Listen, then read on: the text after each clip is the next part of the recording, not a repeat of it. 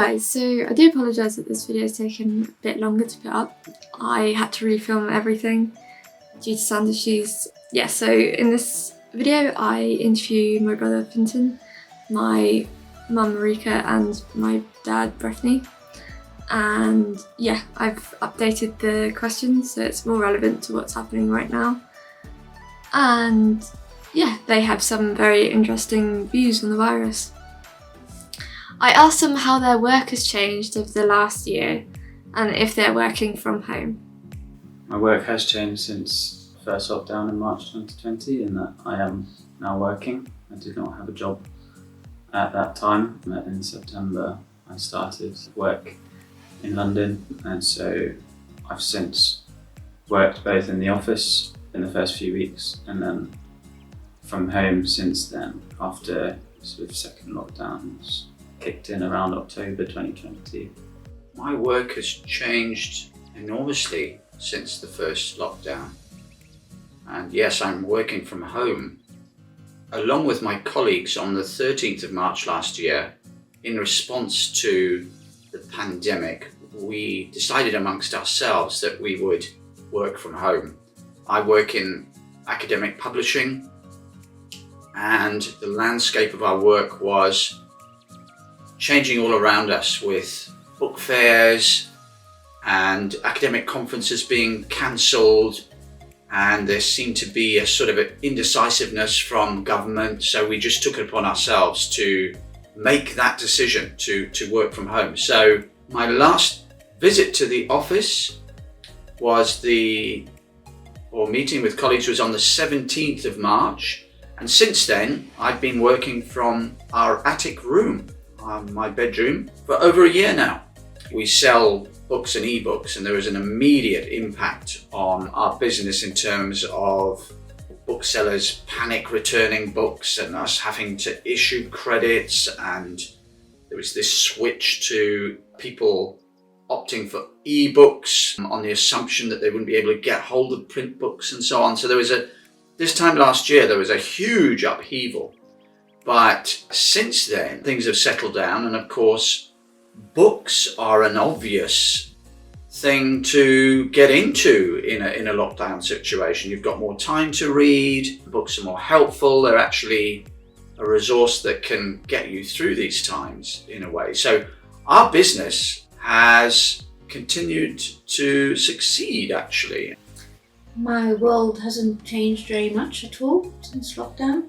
Only in that all the family has been at home, and so it's been quite nice having a more social life during my working day. I can come down and have tea with someone or have lunch with someone and go for a quick walk at lunchtime maybe. But otherwise it's still exactly the same. All my work comes in on email and online.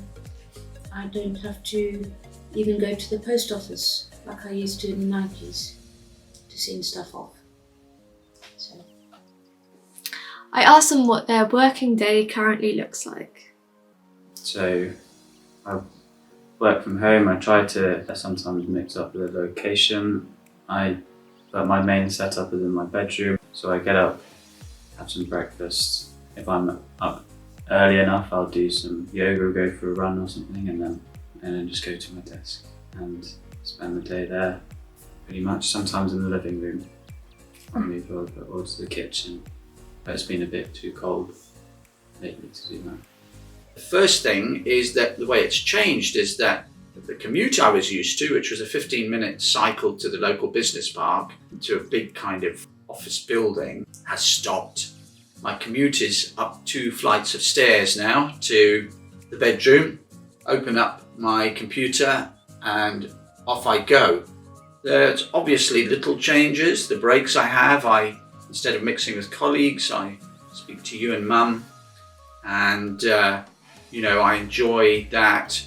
Instead of going to the gym at lunchtime, as I did in the business park, I now go for a walk with you and Mum, and that's been a good thing about this. my work is quite erratic, so I can't always say how much work I'm going to have, but recently I've had a lot of work, so I normally start by about 9:30 in the morning after I've done a bit of housework, and then I'll work through till 12 o'clock and then go for a walk or have lunch and then work again, sometimes 5 till 5 o'clock in the afternoon or 6, depending on how much of a workload I have.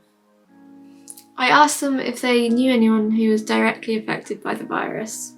I have several friends that have been infected with the virus, but to my knowledge, no one that's really been had long-term severe effects from the virus.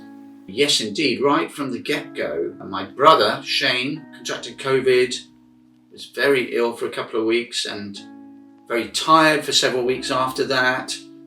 He recovered at home.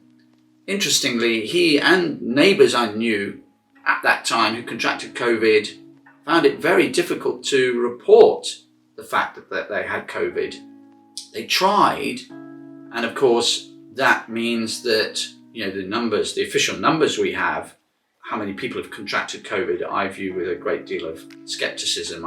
They've got to be wholly inadequate because not everybody who got it was recorded. Even in recent months, a friend who I canoe with contracted it and ended up in hospital, and currently your cousin Lisa's husband, Alistair, is recovering from COVID in Kina, where he teaches. Yes, my brother-in-law had it quite badly right at the beginning, and my neighbour who's just turned 88, she and her husband, who's also quite old, they had it last year in January already, although they didn't realise that that's what they had.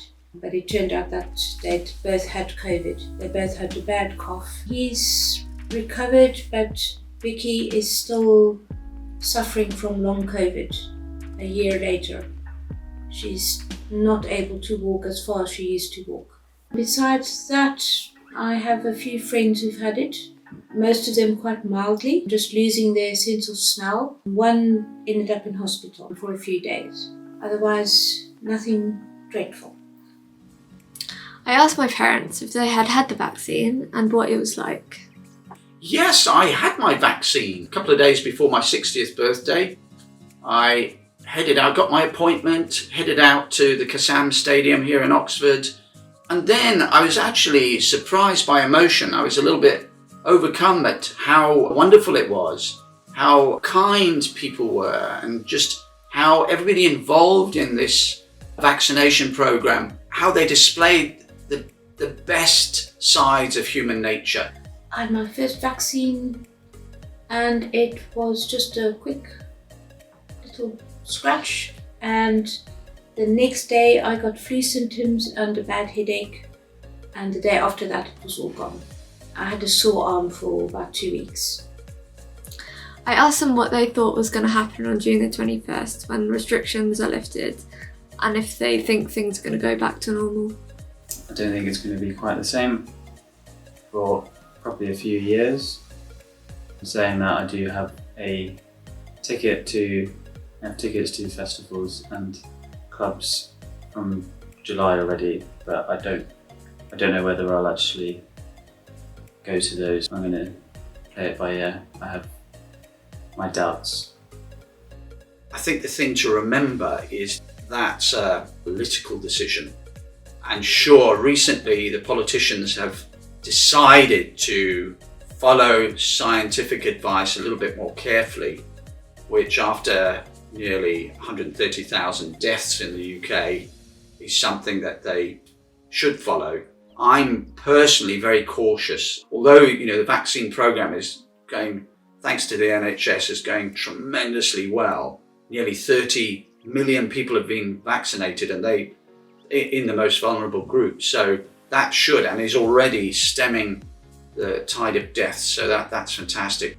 I'm skeptical about that being, that's not the end of things. Certainly I will be listening to the science more than politicians, and I will, when we approach June 21st, I anticipate myself and a lot of people just being very cautious and carrying on with a lot of the kind of basic precautions we are using at the moment, and also just looking out for news of change, of what variants might imply, that sort of thing. Well, personally, I hope things will not go back to normal. I don't think things will be normal for a very long time. I am quite fearful that COVID might carry on mutating, because there are so many countries in the world where there's hardly any vaccination taking place, and we don't know what could happen with new mutations. And also the fact that we are still getting in people from other countries, flying in constantly, hardly any quarantining taking place. So I'm quite prepared that COVID might be here to stay for quite a long time, until possibly the whole world has been vaccinated. And finally, I asked them how they thought the government have handled the pandemic in comparison to other governments. I'm not really in the best place to compare very scientifically, but if you look at the statistics, case rates and so on of our country, it doesn't compare favourably. In short, very, very poorly.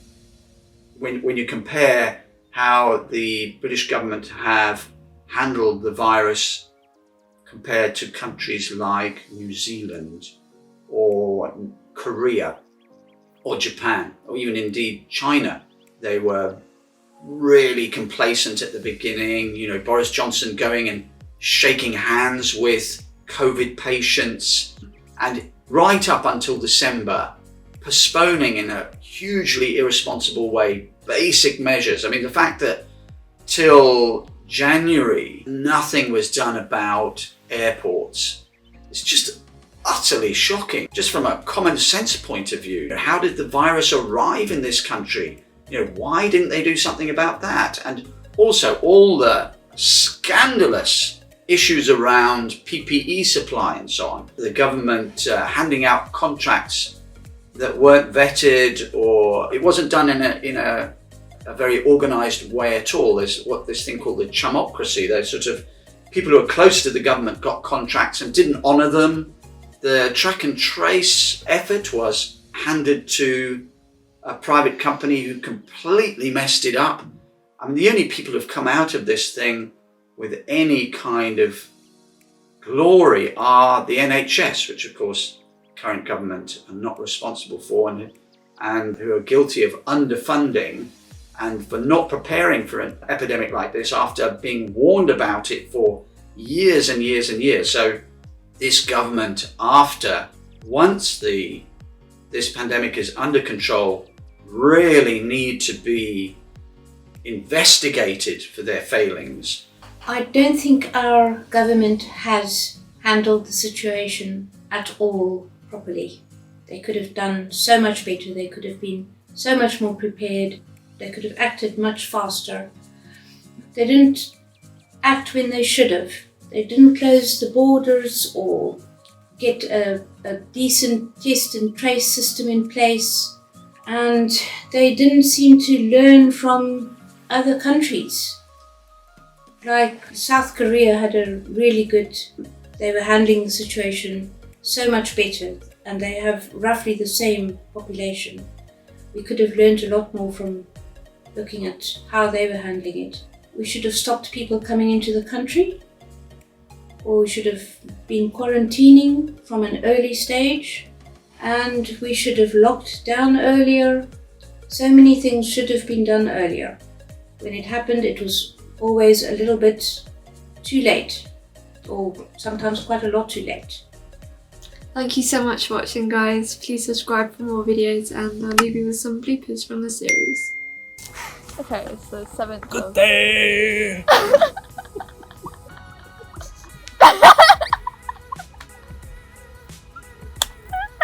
Hi, I'm Kat. Hi, I'm Kat! Take one. Well, that's captured. How's it affected my work? Well...